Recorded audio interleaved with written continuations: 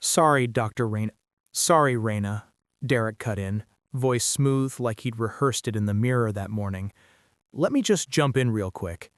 He clicked something off screen.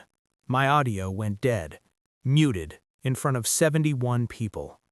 I sat perfectly still, watching my own face in the Zoom grid, composed, unblinking, while Derek Hollis, 31 years old and 9 weeks into a job he never earned, leaned forward into his ring light and said the words that would eventually cost Meridian Health Group somewhere north of $94 million. Big update, team. Meridian is transitioning its compliance and regulatory infrastructure to a new managed services partner. We're modernizing, cutting overhead, moving fast. Raina will be available to assist with the handover documentation. My name, used like punctuation, while I was muted, while I was sitting right there. I didn't flinch. I didn't reach for the chat box. I didn't ask to be unmuted. I reached to my left, picked up the ID badge I'd worn every single day for 9 years, the one with the red lanyard from the 2021 Joint Commission inspection, and I held it up to the camera, flat, steady, dead center in the frame. Then I held up the envelope, white, sealed, one line printed across the front in 12-point bold. Formal resignation, Raina Castillo, effective immediately. 71 faces went quiet. The interns looked confused, the CFO's mouth opened and didn't close, and Marcus Webb, our director of legal affairs, stood up so fast his monitor wobbled. I watched his lips form 5 words before the sound even reached me. Please tell me she didn't. I clicked Leave Meeting. That was it. No final email, no goodbye Slack, no dramatic exit music. Just a clause on page 84 of a federal hospital compliance agreement sitting in a drawer they never opened, beginning to tick. Before we go any further, if you're still watching and you want more stories about institutional arrogance meeting immovable paperwork, hit that subscribe button. It takes 2 seconds, and it means this team can keep finding the stories that make boardrooms sweat. Now, let's go back to the beginning. The thing about healthcare compliance is that nobody claps for you. You don't get a feature in the employee newsletter. You don't get invited to the innovation offsites with the catered lunch in the beanbag chairs. You don't give TED-style talks about disruption. You sit in a gray office surrounded by binders and federal regulations, and you make absolutely sure that nobody goes to prison. That was my job for 9 years at Meridian Health Group, a regional healthcare network operating 3 hospitals and 11 outpatient facilities across the Mid-Atlantic corridor. I was Director of Regulatory Compliance. My domain covered HIPAA infrastructure, CMS audit readiness, clinical data governance, incident response protocols, and the crown jewel, a federal partnership contract tied to a Centers for Medicare and Medicaid initiative worth roughly $42 million annually. I didn't get into this work for recognition. I got into it because I watched my aunt's medical practice collapse under a compliance violation that a halfway decent infrastructure would have caught in 48 hours. The government doesn't care why you failed. They care that you did. So I built systems that didn't fail. The framework I designed at Meridian wasn't just a compliance program, it was a living, breathing architecture.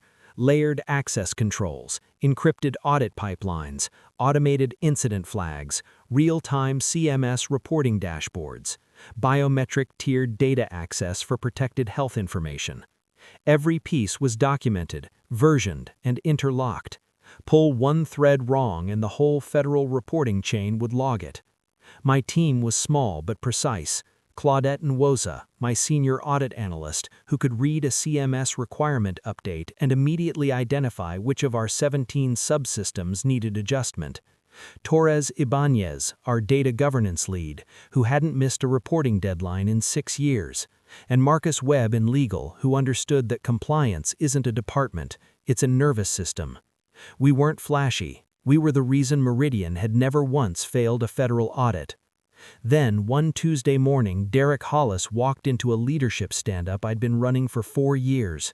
He was carrying a cold brew in a matte black bottle and a laptop sticker that said, "Build Fast." He introduced himself as the new Chief Transformation Officer.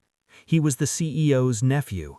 He had a background in healthcare marketing and 6 months at a digital health startup that folded before its Series B. He shook my hand and said, "I've heard great things. We're going to do some really exciting stuff together."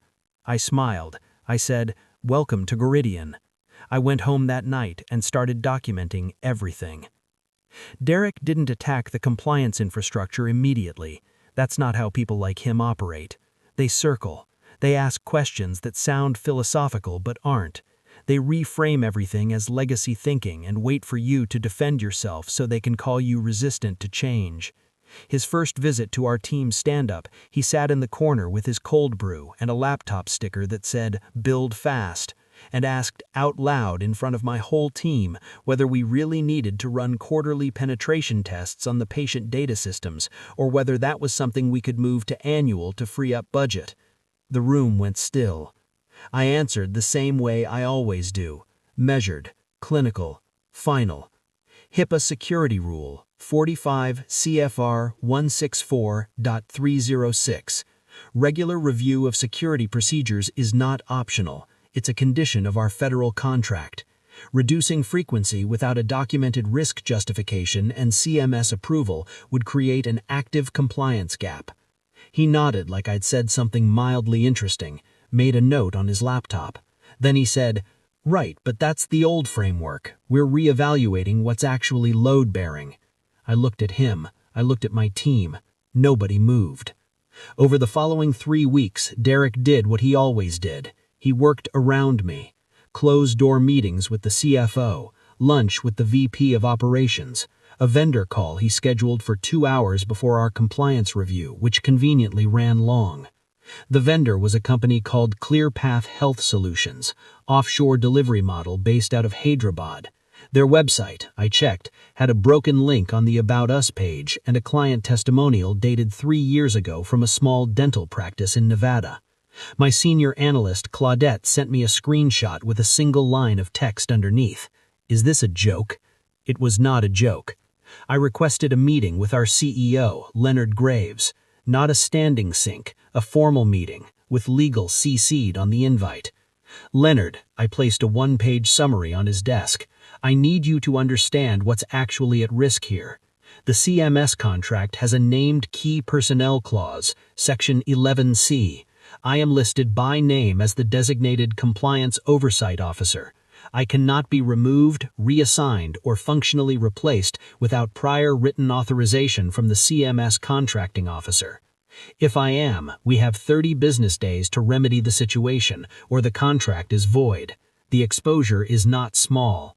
He looked at the paper. He looked at me. Then he leaned back in his chair and said, in a tone that was almost gentle, which made it worse, "Raina, I hear you, I do. But Derek is bringing a lot of energy to this organization, and I think sometimes we hold on to systems just because they're ours. Let's give the process some room to breathe." Room to breathe. I picked up my paper, folded it in half, put it in my jacket pocket, and said, "I'll make sure this conversation is in the record." He blinked. I don't think he fully understood what I meant by that. He would. The meeting invite came on a Thursday afternoon. Compliance strategy sync. All hands. My speaking slot was listed for 4 minutes, for a 9-hospital federal compliance review cycle. 4 minutes. I clicked into the Zoom 8 minutes early and spent those 8 minutes reviewing the 1-page summary I always kept folded in my top drawer, the one with the red lanyard from the 2021 Joint Commission inspection, and I held it up to the camera, flat, steady, dead center in the frame. Then I held up the envelope, white, sealed, 1 line printed across the front in 12-point bold.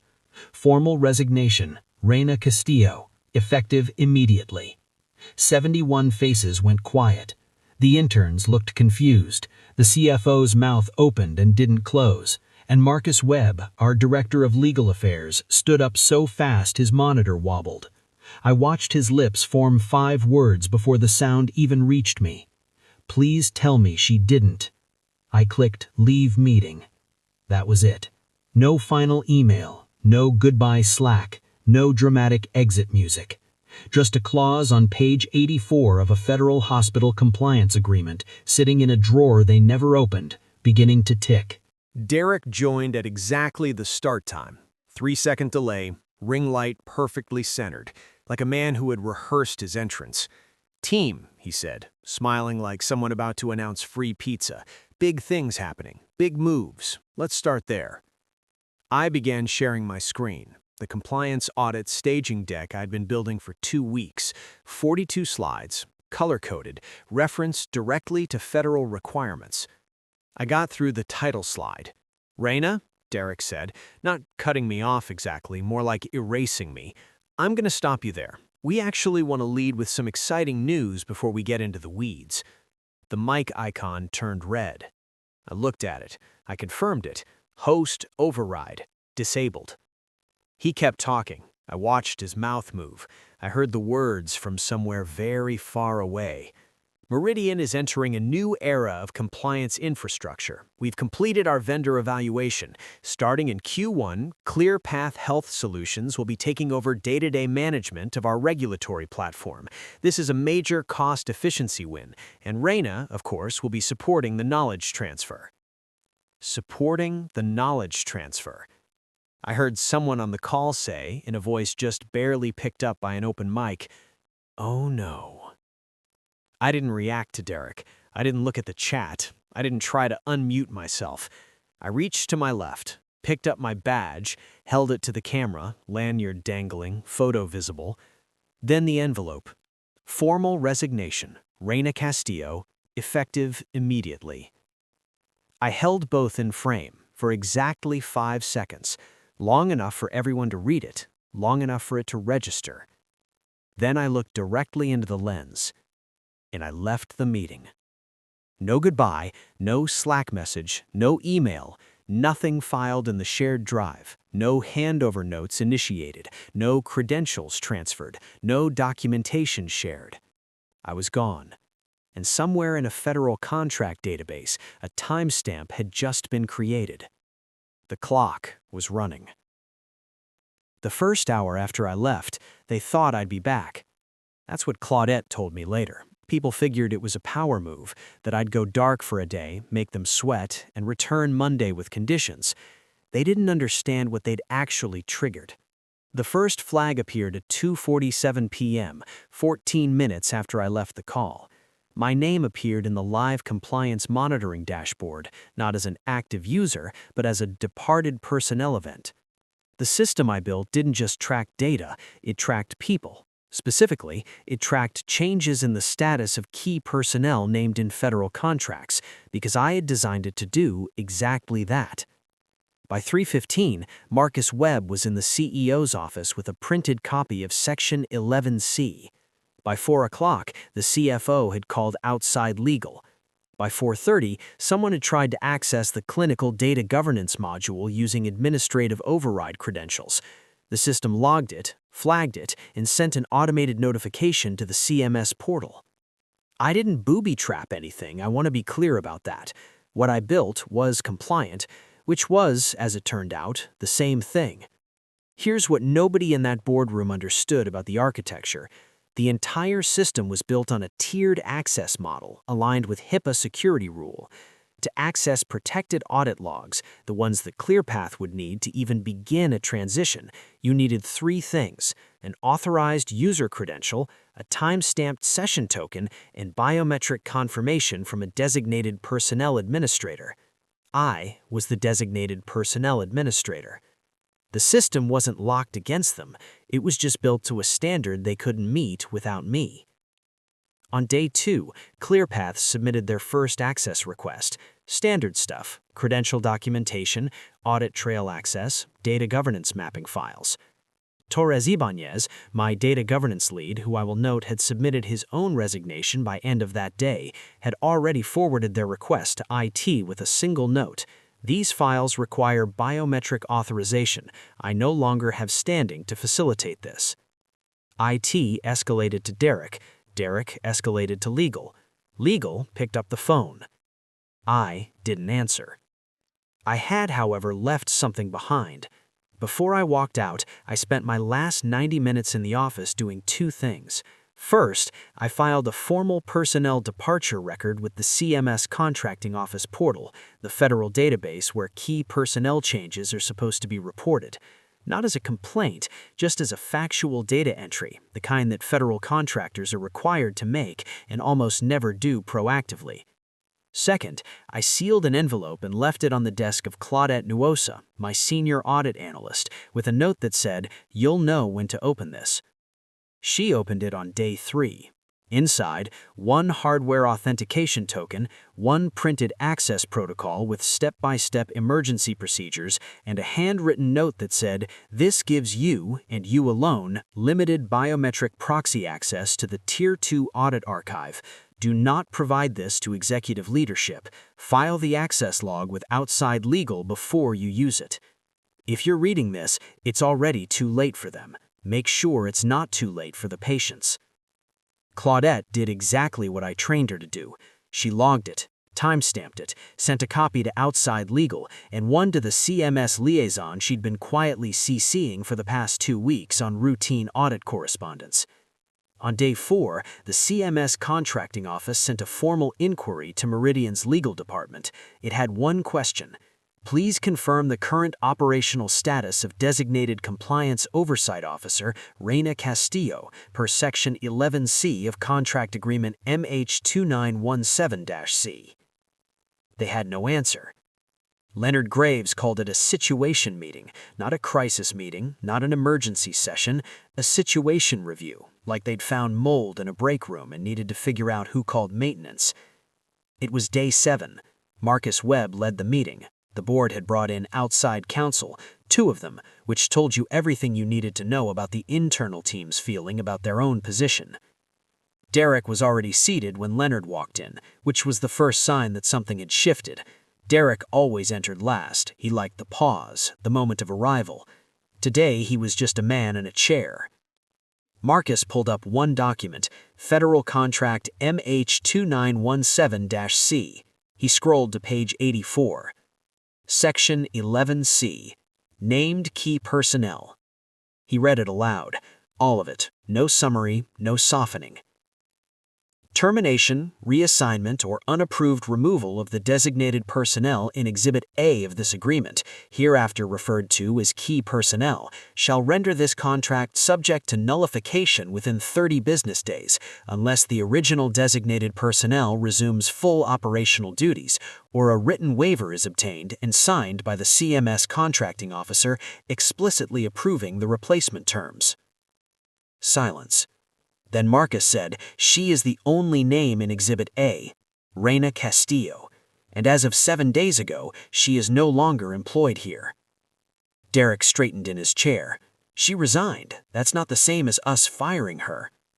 "It is," Marcus said, "because she was constructively dismissed. You muted her during a compliance presentation on a federal contract. You announced an unapproved structural change. You publicly declared she'd be assisting with a transition she was never consulted on." Outside Legal has reviewed the recording. It exists, Derek. 71 people have a copy in their Zoom cloud. He turned back to the screen. Additionally, the CMS Contracting Office has requested a personnel meeting. He paused. They have not requested to meet with Meridian leadership. They've requested to meet with Reina Castillo directly. The CFO exhaled very slowly. Derek said, "She can't do that. She doesn't work here." "Correct," said one of the outside counsel, "which means she has no non-disclosure obligation restricting her consultation with federal oversight bodies. And because she proactively filed her departure with the CMS personnel portal before we were even aware she'd resigned, the federal record reflects a voluntary departure under duress, not a clean exit." Derek looked at Leonard. Leonard looked at the table. Marcus continued. "The financial exposure at contract nullification is approximately $94 million over the remaining contract term. Add-on penalties for failure to notify CMS of a key personnel change within the required window, she filed it, we didn't, could bring total exposure to $108 million. He paused again. "We have 23 days left on the clock." And the system, IT chimed in quietly, is hardened. We tried a secondary bypass yesterday. It triggered an automated compliance flag that went directly to the CMS portal. There are no shortcuts left. Derek tapped his pen on the table. Once, twice, 3 times. "Is there any path that doesn't involve her?" he asked. "No," said Marcus, "there isn't." My phone started at 7:14 a.m. the morning after the boardroom meeting. Derek Hollis. I let it ring. 7:52. Derek again. I made coffee. 9:30. An unknown number. Outside counsel. I recognized the area code. I let it ring. 11 o'clock. Leonard Graves himself. First time he'd called my personal cell in 9 years. I watched his name light up the screen and thought about the day he'd told me to give the process room to breathe. I let it ring. Here's what they didn't know. While they were running out the clock on a $94 million contract, I had already taken 2 calls of my own. Vantage Health Systems was a regional competitor, a healthcare network operating across the Southeast with a federal compliance portfolio that overlapped significantly with Meridian's CMS framework. I'd presented at a joint compliance conference 2 years earlier. Their chief compliance officer had given me a business card and said, not entirely professionally, "If you ever want to work somewhere that actually listens to you." I hadn't forgotten. Their recruiter reached out 6 days after I left Meridian. "Quiet, professional, low-key. We've admired your work for a long time, if you're open to it." I was open to it. The offer they made wasn't a lateral move, it was an elevation. Senior Vice President of Regulatory Strategy, compensation 40% above what I'd been making, a team twice the size, in a clause in the offer letter that I noticed immediately and said nothing about, a performance bonus tied directly to federal contract wins in overlapping CMS compliance categories. We both understood what that meant. On day 12 of my departure from Meridian, I signed Vantage's offer letter. On day 14, Vantage filed a formal expression of interest with CMS Regional Office for the compliance oversight contract that Meridian was about to forfeit. Primary proposed lead, Reina Castillo. On day 19, Claudette resigned. She didn't send a long email, she sent 1 paragraph. Last line in bold. "I will not remain complicit in the knowing mismanagement of a federal healthcare compliance obligation that directly impacts patient data protection." That line made it to 3 healthcare industry newsletters by the following afternoon. Torres had already left. 2 of our junior analysts followed Claudette out. The IT security lead, who had built the biometric authentication layer with me, submitted his notice the same afternoon. The ClearPath transition had stalled completely. Their engineers had been trying for 2 weeks to access the clinical data governance architecture and had produced nothing. In a formal status report submitted to Meridian's legal team, they wrote, "The existing infrastructure contains custom compliance interdependencies that exceed the scope of our standard transition protocol. Recommend retaining original architect for consultation." Original architect. That was me. On day 21, CMS sent a second communication. This one was not a question, it was a notice. Meridian Health Group is hereby notified of a potential material breach of contract MH2917C pursuant to Section 11C, Key Personnel Compliance. Meridian has until the close of business on day 30 to provide written remediation confirmation signed by the designated contracting officer, or the contract will be subject to nullification proceedings. Leonard called another all-hands. The leadership team looked like people waiting for a verdict. Derek sat at the far end of the table. He had stopped speaking in meetings. His think big energy had curdled into something quieter and more honest. He said, "She planned all of this." Marcus looked up from his laptop. "No," said Marcus. "She documented it. You ignored it." The room had nothing left to add. On day 26, CMS nullified the contract, 4 days early. The notice cited Section 11C in the first paragraph. No mediation window offered, penalty assessment initiated. The same afternoon, 2 of Meridian's regional partners quietly declined to renew their Q1 compliance service agreements. One of them sent Leonard a note, 3 sentences. Last one, we prefer to align with organizations that demonstrate regulatory foresight.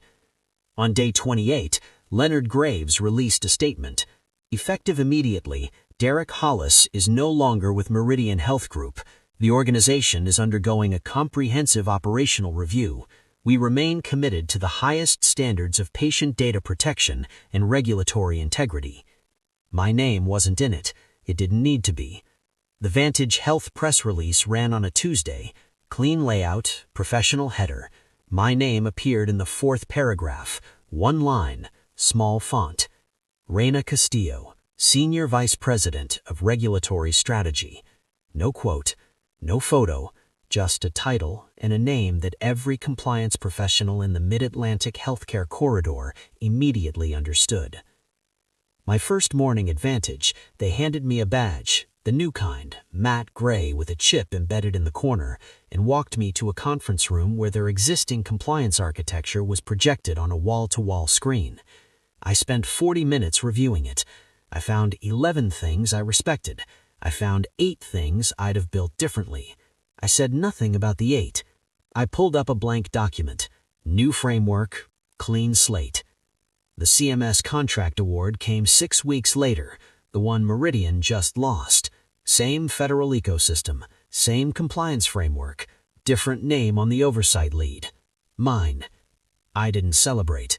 I opened the first audit preparation file, put in my earbuds, and started building. Here's the thing about compliance that nobody tells you when you're coming up. The work is invisible when it's done right. Nobody thanks you for the audit that didn't go sideways. Nobody makes a speech about the data breach that never happened. Nobody puts your name on the wall for the federal contract that renewed quietly, without incident, for the 7th year in a row. But the moment it falls apart, everyone knows whose hands were on it. I knew what I was when I walked into Meridian 9 years ago. I knew what I was when I walked out.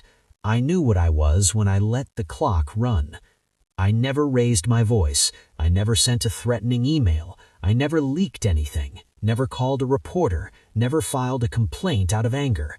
I built a system so tight and so clean that the only way to hurt it was to remove me from it, and I made sure removing me had consequences they couldn't absorb. The badge, the envelope, 5 seconds of stillness on a Zoom call. That was enough. Because in compliance, you don't win by making noise. You win by being right when everyone's finally ready to listen. I was right. Eventually, they listened. It was just too late for them by then.